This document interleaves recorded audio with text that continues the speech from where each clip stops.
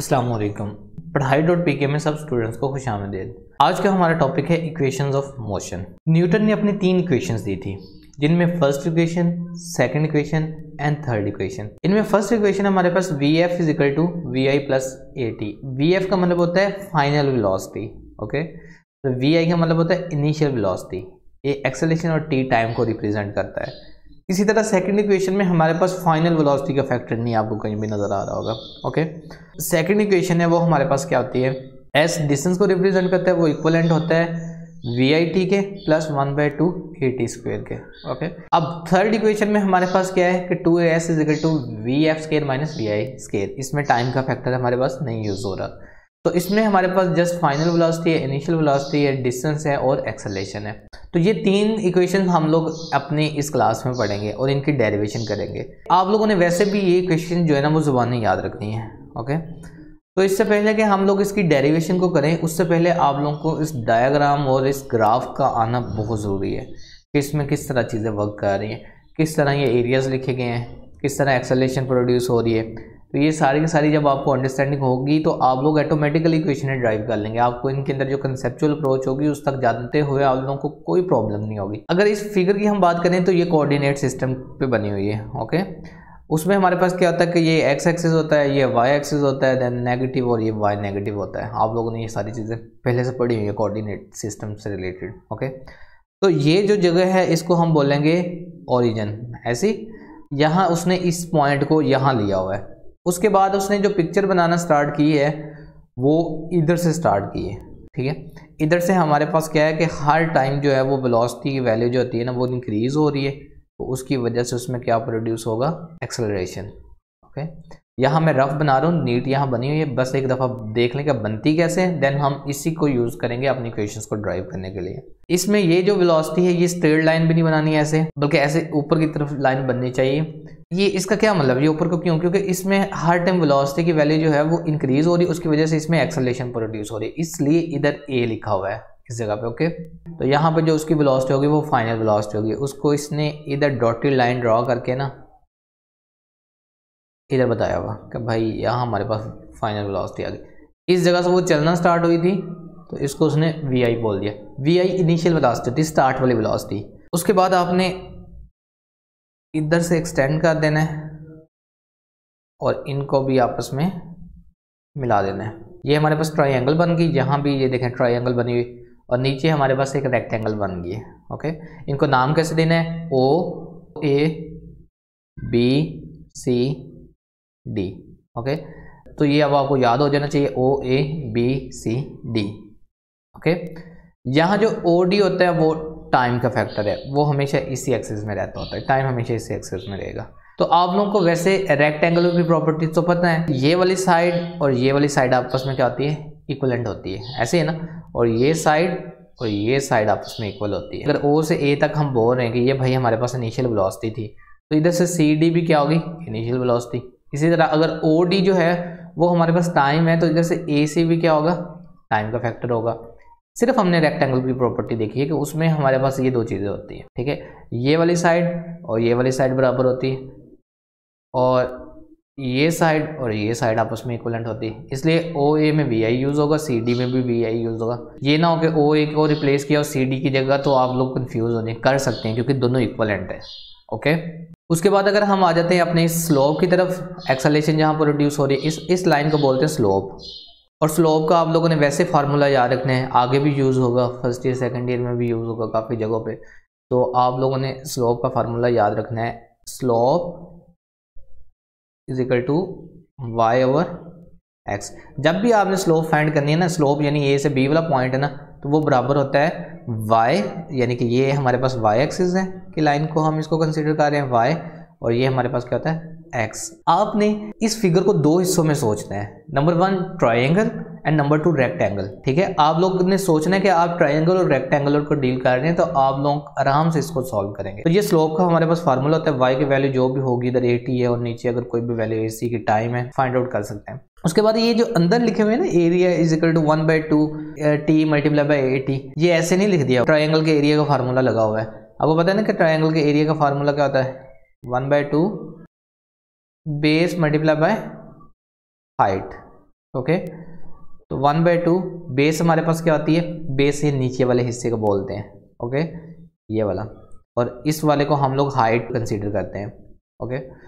तो बेस हमारे पास है t मल्टीप्लाई बाय, और हाइट क्या है 80। तो ये हमारे पास ट्राइंगल का फार्मूला निकला है, ओके।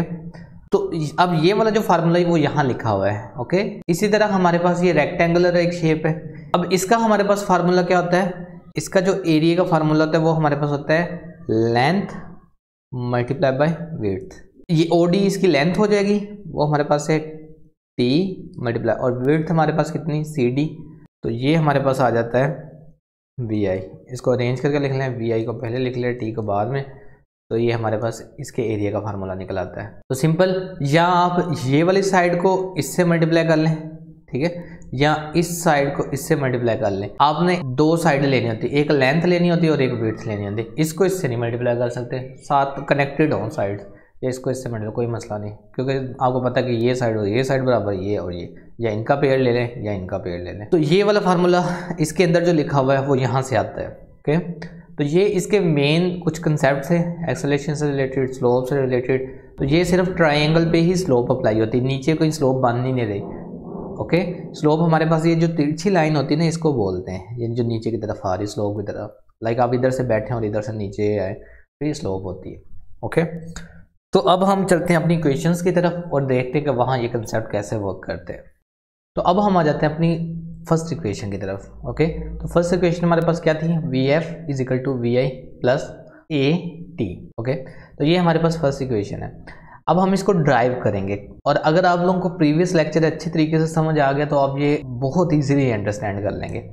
सबसे पहले इसको ड्राइव करने के लिए ना आप लोगों को स्लोप को बताना चाहिए। मैंने आप लोगों को बताया था स्लोप क्या होती है, ओके। तो इधर आप लोगों ने लिख लेना है,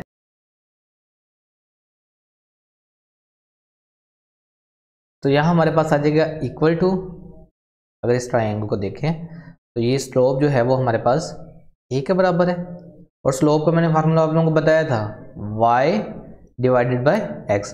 तो y पे पॉइंट क्या है ट्रायंगल के, b और c डिवाइडेड बाय, और इधर क्या है AC, सिंपल।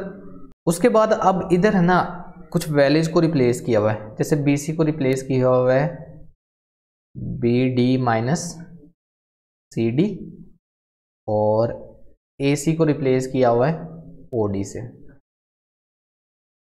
ये तो चले हमारे समझ आता है कि भाई AC को रिप्लेस कर दिया OD से, क्योंकि AC का जो एरिया है ये वाली साइड और ये साइड बराबर होती है, इसलिए उसको OD के बराबर कह दिया। मैंने आप लोगों को बताया था वो कह सकते हैं। बट प्रॉब्लम ये है कि ये जो BC है इसको BD माइनस CD कैसे लिखा है, और यकीन मानेंगे 90% स्टूडेंट इसको रट्टा लगाते हैं।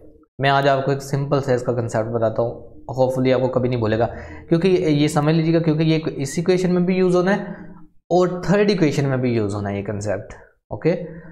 इस कंसेप्ट को अंडरस्टैंड करने के लिए मैंने यहाँ एक लाइन कंसीडर कर ली है। इस लाइन में हमारे पास क्या है, ये पॉइंट है B, सिर्फ ये लाइन, ये जो लाइन है ना एंड वाली, ये C अप्रोक्सीमेटली इस जगह पे बन रहा है ना, C और D, ये तीनों पॉइंट लिए B, C और D, ओके।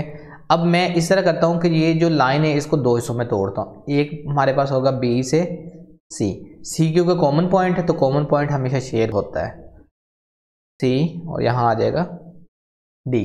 ऐसे ही मैंने इस बड़ी लाइन को दो हिस्सों में तोड़ दिया, एक B से C तक और एक C से D तक। लेट्स सपोज कि ये B से D तक का जो डिस्टेंस है वो हमारे पास है 10, ठीक है। तो इसका क्या मतलब है कि जब मैंने इस लाइन को दो हिस्सों में तोड़ा है तो हम अज्यूम करते हैं कि ये लाइन भी 5 की है और ये भी 5 की है। इसका मतलब है कि इन दोनों को अगर सम करें तो ये लाइन बनेगी ना, ये पूरी लाइन। सिंपल है ना, अगर 10 को दो हिस्सों में तोड़ दिया 5 + 5 10 होता है ना। अगर मैं इधर लिख लूँ साइड पे 5 + 5 = 10। अब पहला 5 किसका पॉइंट था, BC का, प्लस, और दूसरा 5 किसका पॉइंट था, CD का, और 10 जो था वो पूरी लाइन का था B से D।